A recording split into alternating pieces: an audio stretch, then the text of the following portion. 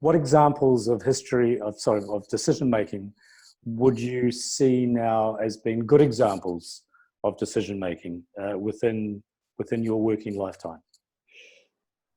Again, a great question. I always try to draw a parallel back to my own personal experience and sort of share the story and try to make that connection as to what this particular situation can help others with. And I go back to a company I was working with. It was an amazing company. I was working with a company that were providing the forces all over the world with television and radio services. And I spent the best part of 12 years with them. It was a family-oriented organization where whether you were in the jungles of Belize or you were out in, in Brunei, you were all part of the family, and it was a wonderful company. But I discovered that it was not, because we all signed a mobility clause in our contract. It was not so much of a conversation as to where you would go next. It was more of a dictation. Okay, so we need somebody over there, and that's where you will probably go in 18 months when your tour here finishes. And I got to a point where, although my overall experience of the company had not been that of a dictatorship, I found that my future was being dictated by somebody else, and I wanted to take back some more control.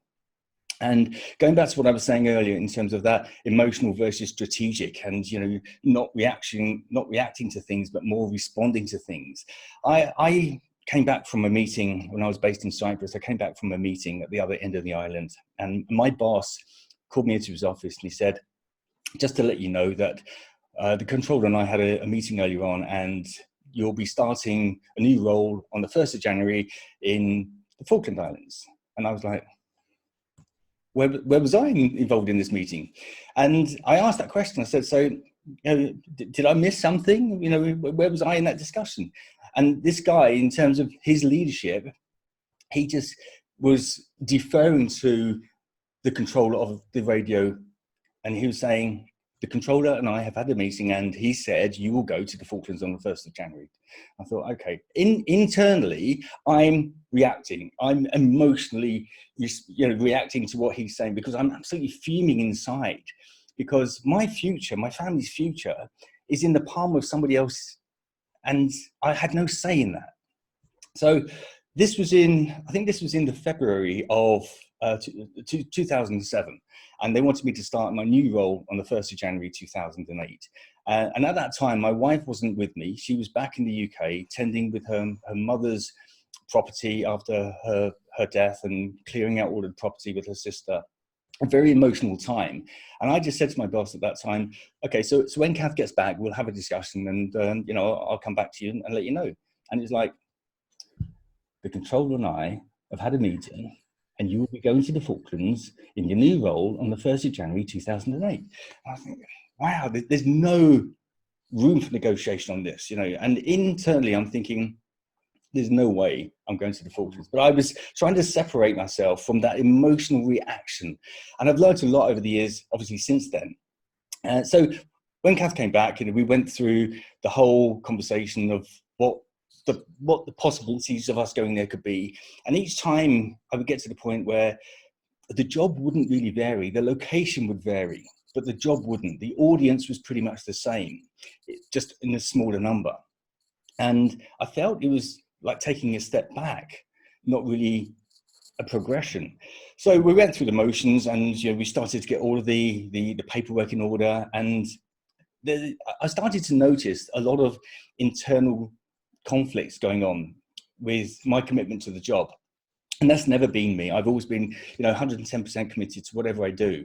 And that was a big indicator to me. And I didn't know if I was falling out of love with the company or falling out of love with the actual job itself.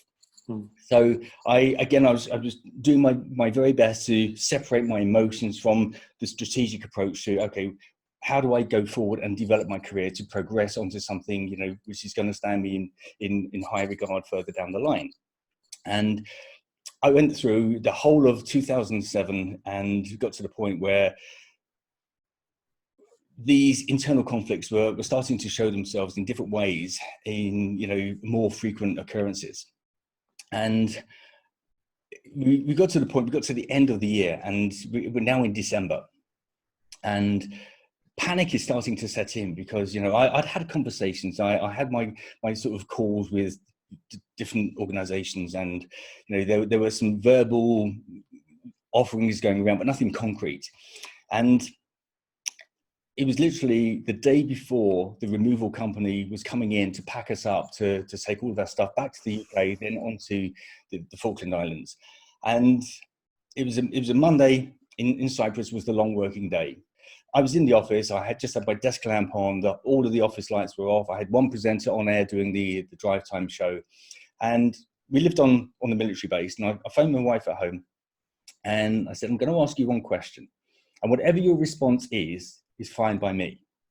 She said, okay, what's the question? And I said, do you want to go to the Falkland Islands? And there was nothing. And I said, okay, that's fine. She said, yeah, I haven't said anything. I said, no, you don't need to. I know what the answer is.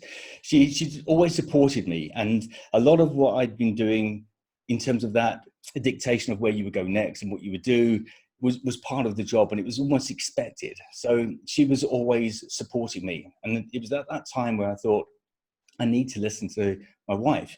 Although she wasn't saying, I don't want to go, her silence was quite deafening.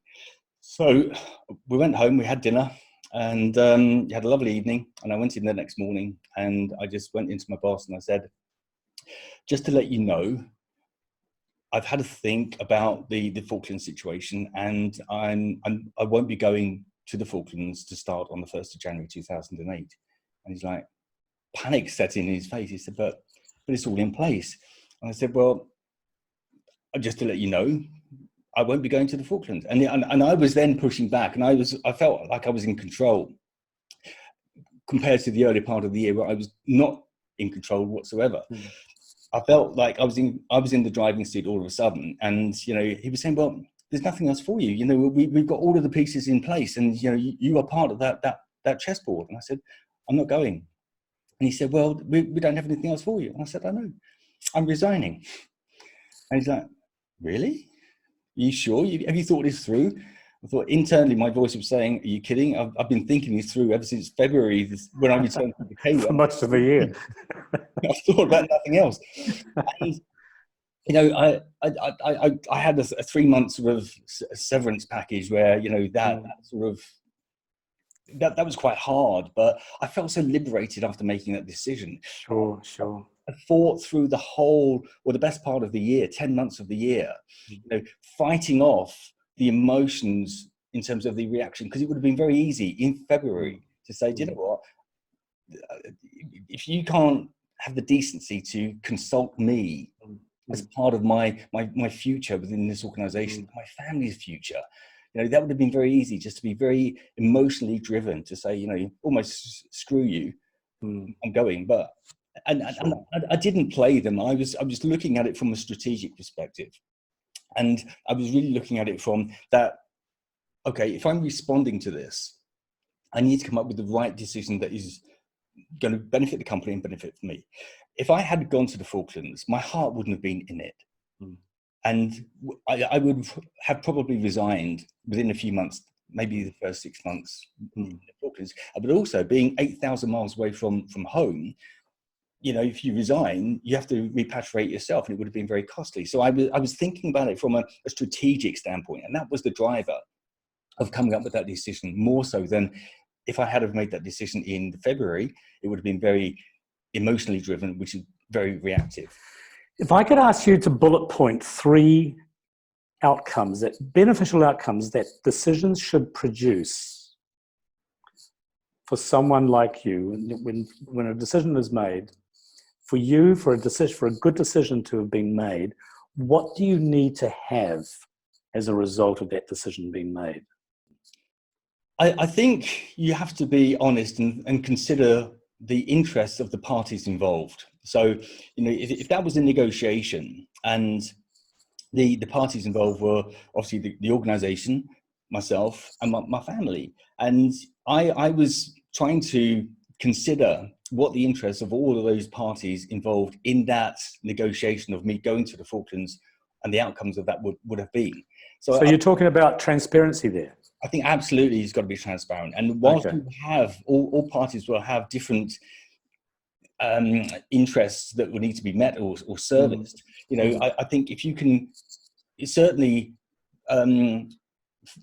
fish for those in terms of any conversation around what a decision or an outcome or an intended outcome should be, fish to share or seek and share what your interests are and what the other party's interests might be. So we've got transparency. What's the second outcome that you would like to expect from a decision? Willingness to explore, I would say. Willingness to explore what the possibilities could be. And again, I think it comes back to that two-way communication. And again, you know, going back to the difference between the February of when the news was given to me to when I actually made that decision, that 10-month journey, you know, if I was exploring the willingness, but that was one-sided. Sure, they weren't. No, it was a done deal. It was a done deal as far as they were concerned. And it was still very much open for me. So that willingness to be open, I think, is something well, no doubt worth considering. And if the other party, i.e. the company, had been open to exploring that conversation with me, I could have possibly seen things from a different perspective. All right, so we've got transparency, we've got willingness to be open to consider, explore options and possibilities. What's your third and final outcome that you'd like to experience from a decision that affects you? Inviting input from other people, because we can be fearful of making a wrong decision. So we tend to bolster up and close ourselves down and not be open to external influences. And I think if I was going through that experience again, I would have gone in and I would have asked for that external influence, you know, to have maybe an impact on what that decision might have been. Okay. Thanks, Darren. So a final word that, like a hefty one-liner that you would like to give to leaders out there right now who are perhaps struggling with managing their teams. They've got some tough decisions to make, particularly around headcounts, shifting roles to backfill important roles in the organization. One piece of advice that you would give leaders right now that would really make a big difference to them, what would that be? It's easily said, I know, but don't be hasty. In times like these, it's very easy to go with haste and the fear that might be driving a decision to reduce headcount, and you know, the impact of that on the company could be catastrophic, really. So I would say don't be hasty. You don't have all of the answers, certainly with situations that has never come before. So wherever possible, involve your team, look for the input, involve them, and share in detail what the situation is you are looking to decide upon and what they can contribute to the outcome of that decision being a positive and a strategic one. Darren, thank you very much. That sounds very good advice from my side. Great conversation. Thank you, and I hope people enjoy hearing your wisdom and particularly, you know, from your personal experiences where that wisdom has arisen from. I'll see you next week. Thanks a lot. Thanks, Peter.